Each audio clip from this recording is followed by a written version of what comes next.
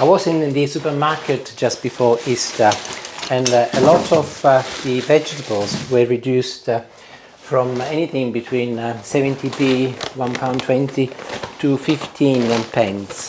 So I decided to do what I normally do when those offers are in place.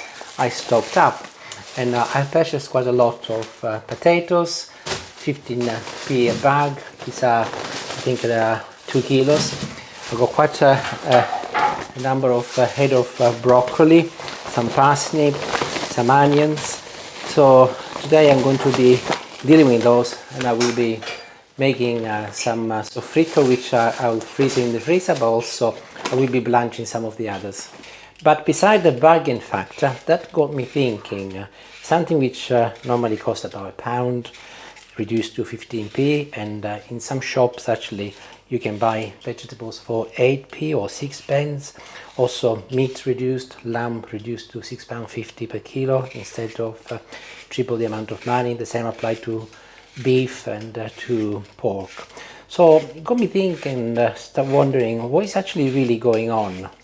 And of course we all understand that the cheap carrots and vegetables is just an invitation, because once you are in the supermarket and they've got you there, especially like Julie and I, it's 2 of us, so they've got 2 of you, you end up buying a lot more than what you really need. Once you're inside the supermarket, you look at the dessert and you look at some fruit and etc, etc. So you end up spending a lot more than most probably you thought you were going to spend.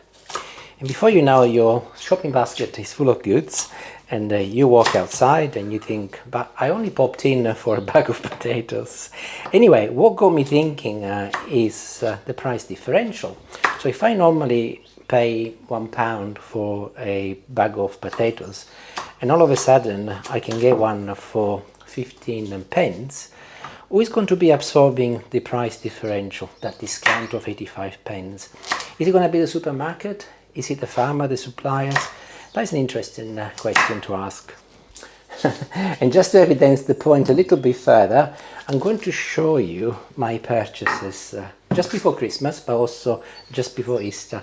So these are a couple of legs of lamb I bought just before Easter, and I think we go actually from the sublime to the ridiculous. I know there is also a danger of me sounding a little bit hypocritical because I buy when it's on offer, and I will be honest with you, I've never ever in my entire life paid £41 for a joint of lamb. This is £16 and 9 pence what I paid. So it went from £16.70 down to £6.50 just before Easter. The same applies with this, similar size, and this is, you can see the packaging is slightly different, but this is something I bought just before Christmas, again on offer, £6.50 per kilo, £15.16. So makes one wonder what is really going on. And clearly, based on some of the comments that I have received, this is very much a worldwide issue. And I suppose in the UK we are lucky that we have those offers. I understand that it's not the same throughout the world. To me, it's a lot to do with obviously affordability, and it is very sad that there are so many price variations across the world for the same product, or indeed very ironic that for some countries like New Zealand, where a lot of the lamb come from, I end up paying it considerably less than what people in New Zealand pay. That is really odd. And I'm sure there are very good microeconomical reasons to explain it, but to anybody it's very odd. So to me it's not about hoarding, by the way. I buy in bulk because I do take advantage of the offers, and then I can make sure that at times we have a little treat, and I can feed our family, or my family, and still have a good meal and be affordable. But going back to the point, who pays the difference, I'm still wondering about that, because is £16 a kilo for a leg of lamb a fair price, or is it £6.50, or is it anything in between the two? What is a fair price, and what is the right price to pay? And that is where I would like to see what your views are. Is it linked to affordability? Is it linked to cost of living? Because to me it seems very logical, and I don't really know the answer. I don't really know why I'm making this video. I had some leftover stock from a broccoli, a Calabrian broccoli recipe I made, which is what is in here. You can see at the bottom there are some tender broccoli, and in the video I say that look, there's even some pasta. In the video I say that I was going to make a minestrone with the leftover stock. So I thought actually, rather than making a cooking video today, I have a little chat with you. And I'm gonna chop some of these because they're too big. So I'm effectively cooking affordably. I'm making use of what I've got, and I'm actually adding now some vegetables from the fridge plus some cheap vegetables I bought, and I've combined, you saw me chopping potatoes, celery and onion and so on, and combined it all together. These are some pinto beans in water. I added them in. All I've got to do now is just add a pinch of salt, and I'll put it on the hob. Once it reaches the boil, I'll cover it for 30 minutes and dinner is sorted. Ironically, Easter Sunday, which was weekend just gone, we did have lamb, but it's not lamb that I cooked. We went to eat over Julie's sister's, Jenna, and she cooked lamb. She had a couple of joint of lamb, again leg, I think it was 1.5, and she actually gets a lamb from a neighbor who has got a small holding, and they got some animals, and occasionally she gets some lamb from them, and she obviously roasted it, and she then gives me the bones, but very kindly she always leaves quite a bit of meat attached to the bones, because she knows that I will cook it afterwards.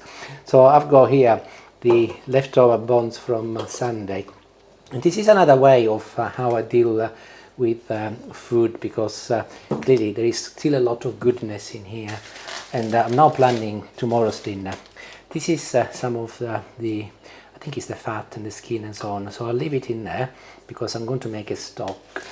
I'm going to also add a bay leaf here and some water, and the plan here is to make a nice and concentrated stock, and once this has simmered for about 3 hours, the meat left over will come off the bone, and then I will dispose of any fat or any bones, of course. And then tomorrow, this is tomorrow's dinner, I will make some meatballs. Some most probably I will be using a 50-50 combo between pork and mince, some parmesan cheese or some grana padano, little breadcrumbs, 1 egg, salt and pepper, and some parsley. I'll make some meatballs, and I will cook the meatballs in the broth with some chopped potatoes and most probably a few carrots, and then that's tomorrow's dinner. So that goes to explain the point, really, that a meal hasn't got to be just for one day. You can elongate it for more than one day and make 2 meals out of one. In my case, actually, 2 meals out of none. So what is a fair price? But before we go there, with the potatoes, I purchased 4 bags, total of 60 pence. But before I put them away, I opened a couple and I left them in a basket so they'll stay under my stairs, which is a cool, dry place. Whereas these ones here, which are still unopened, if you look, they've got little holes. So I'm going to place them on the floor in there, and they will last a long time. I'll just turn my lamb down as it's beginning to boil. If you were to talk to an economist, they might say to you that the fair price is driven by the market, and I wonder whose market. Because really, to me, it's more about affordability. So take the lamb as an example, £42 for a joint of lamb. Really, who can afford that nowadays, bearing in mind that average prices and earnings are not in keep with the cost of living. So is that a fair price? What is a fair price? To me, fair price is a price that is accessible to most. I know that it cannot be ideal, not everybody can afford everything, but certain things should be accessible to most. And I think that personally, of course I do take advantages of the offers, because it would be silly not to, especially if I got the storage and so on. But personally, I'd rather pay more for my food. Not £42 for a leg of lamb, but I don't mind paying more, I don't know, £20, whatever. If that means that everybody can afford it, then I'm paying £6.50 per kilo, and only be accessible to people at certain times of the year. We all think, oh, how great supermarkets are during this time of the year, but are they really? If they can do it for £6.50 now, why can they not do it for a higher price, not as expensive as £42 during any time of the year, rather than capitalizing on Christmas and Easter? So, what is your view? What do you think? Do you think it's fair? Do you think it is an equal system? And again, I'm not sure what an equal system looks like, but surely what we got today is not equal. I've been very busy. You can see that my peeling skills are coming very handy. So in the meantime, I moved on to the soffritto. Soffritto is a very typical Italian base used for so many dishes, especially if you're making bolognese or lasagna and so on. And it consists generally of three key vegetables: carrots, I got plenty of those, onions and celery. Ironically, that is the one vegetable that I did not find reduced in the supermarket, but not to fear, because Julia's come to the rescue. We got about 6 plants in the garden, so I've dug one up. You can see it's got still all the roots, so I'm going to give this a good wash, and then I will have my third vegetable. As I will be chopping and freezing my soffritto, very important that it's as dry as it can be, otherwise it become like a solid ice cube when it's in the freezer. So I've just given a good wash, and I'm keeping the leaves, by the way. This is all organically grown, of course, and I'll make sure that I remove any hard parts, and I'll give it a very good dry. It's good. I'll leave this on one side. It'll continue drying, as it is a nice day today anyway, and I'll go and get my food processor. I would be honest with you, normally I would chop my soffritto by hand, even if I'm doing soffritto for freezing purposes. But there is so much today, I think I'll be here all day. So for the first time ever, I'm going to use a food processor. I've never actually used it for this purpose, so I'm keen to see if it ends up giving me the results I want, or I might end up with a mush. But I'll start with the carrots first, then I'll do the celery, and then I'll do the onions last, as the likelihood is that they will be a little bit more messy and watery. Let's see what happens. So I'll press the lid on, and this one has got a pause setting, and actually I'll tell you what, I'll go for slice and see what happens. That's perfect, actually. Why haven't I done this before? This is actually very good. It's saving me quite a lot of time, and the consistency of the carrots is pretty good for soffritto purposes, so I'll just carry on. And here is my last load of carrots. I have to be honest, a lot of carrots. I did not realize I was going to get so much, but it's okay. We are like rabbits, we like carrots. Now let's see how the celery behaves. So I can add it next. I'll break it into 2 separate batches, otherwise it might not work. This is quite exciting. Let's go.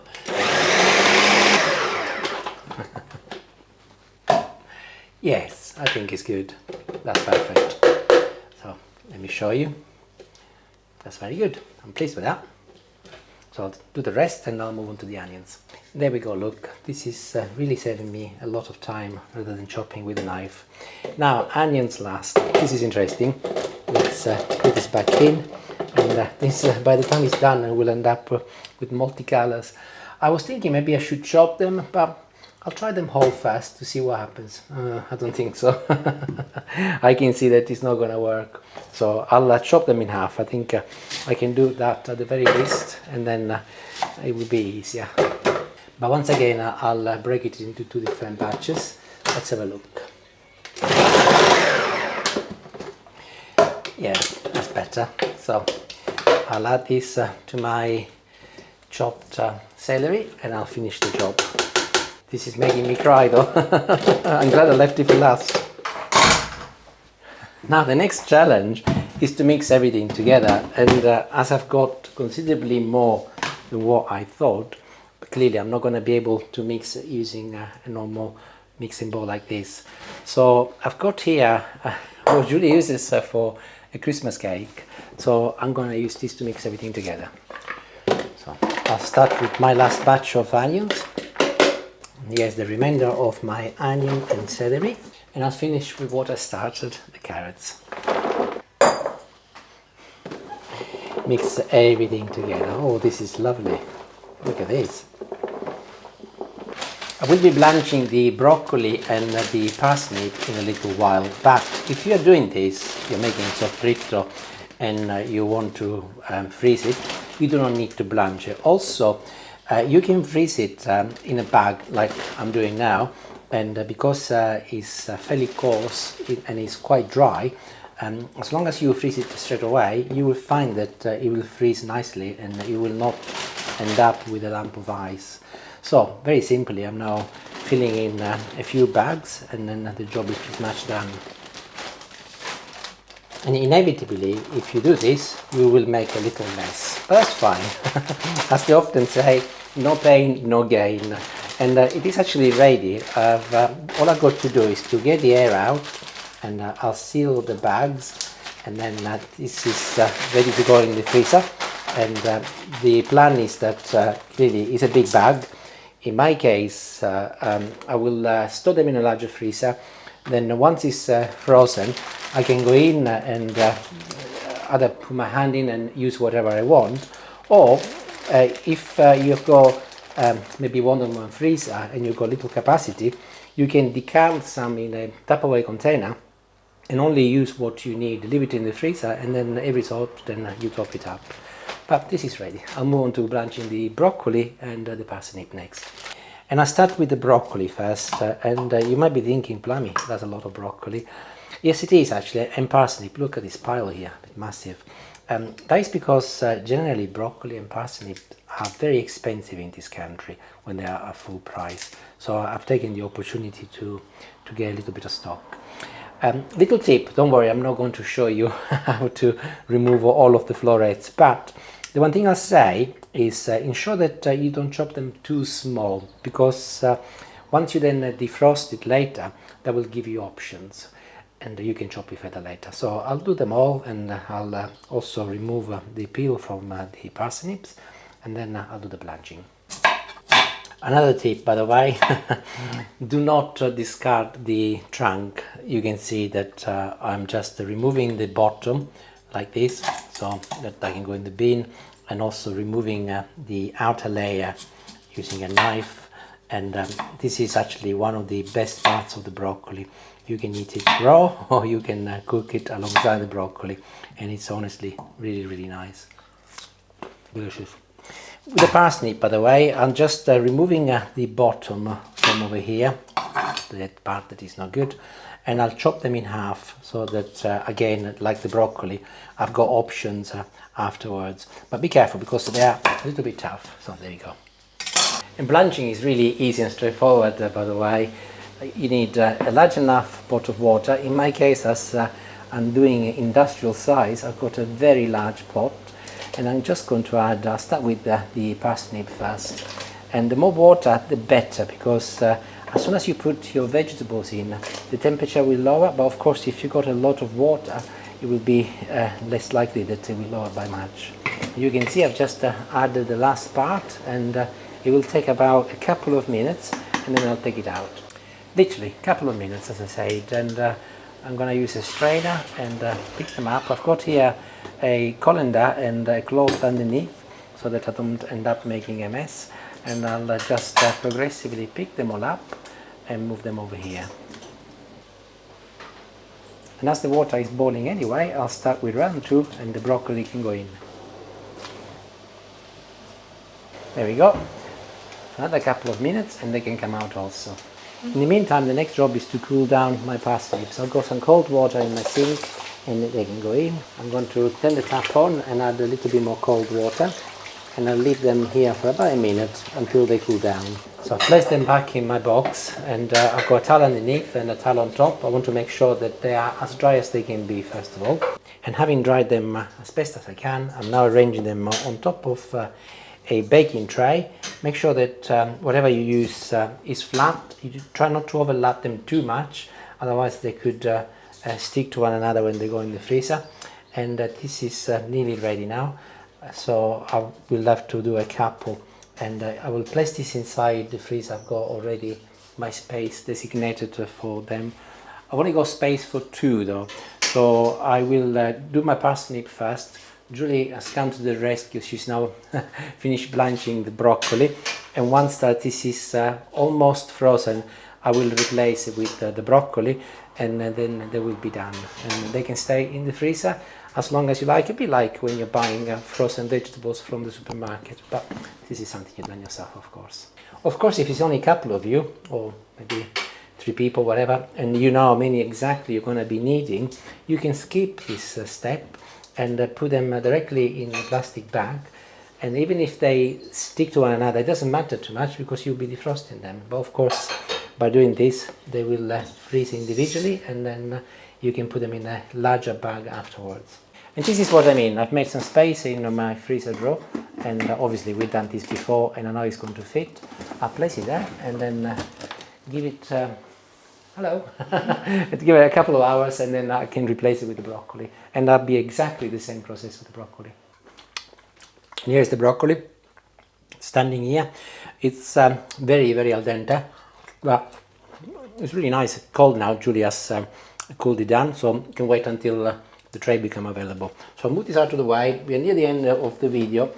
I'm going to show you first of all the lamb, which in the meantime has cooked and cooked and cooked. So let me show you what I mean. I've got some lovely stock now, and if I just get this, you can see that it's actually fallen off the bone already. Oops, oh blimey. Let's try again, take 2. So let's move it over here, and actually there isn't a lot left. So this is the idea, that I just remove any meat left over, and I'll put it back here. And also I will go and dish out the skin and the fat, which I don't really want there in the long run, and I will sieve this through eventually, and then it's ready for my polpette tomorrow. So that's done. You get a gist, and the smell is really, really good. And the last thing left to do is the minestrone. And by the way, going back to the reason why I did make this video, to talk about fair prices and so on, if you are a producer, or if you are a consumer, or indeed you might even be a supermarket, I would love to hear your views on the subject. Today I've saved a lot of money in lamb. I've saved a lot of money with my vegetables, and clearly I'm feeling pleased with myself. But have I really?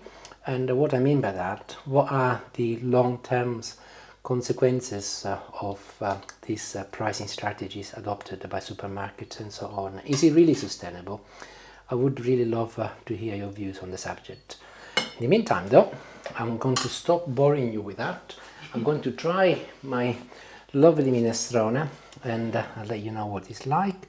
Julie has been in and out whilst I've been blanching and cooking, and she's added some other stuff to it. I think there is some asparagus in there. Yeah, and I had a few asparagus from my garden, and some cauliflower leaves. Cauliflower leaves. So it's a big mishmash of a minestrone. That's what minestrone is supposed to be. And also, by the way, you can see that I've added some peas because they go really well with minestrone. Can I just say something? In the UK, we always have pasta in our minestrone soup. If you buy minestrone, if you buy minestrone soup, as we used to when I was young, it would have, what would it have in it? It would have some pasta, yeah. But, macaroni in it, actually. Yeah, you can put pasta, and in Italy they do it with potatoes generally. But pasta is also less common, but also doable. But if you're using pasta, I wouldn't use potatoes, one or the other. But I like it with potatoes. We do have quite a lot of pasta, and I think to have a bit of variation is quite nice. Anything you'd like to say? You're looking at me. She's going. Okay, thank you for watching. Let me know what you think, and hopefully if you make any of these, you will enjoy as much as I am. Thank you. Bye bye.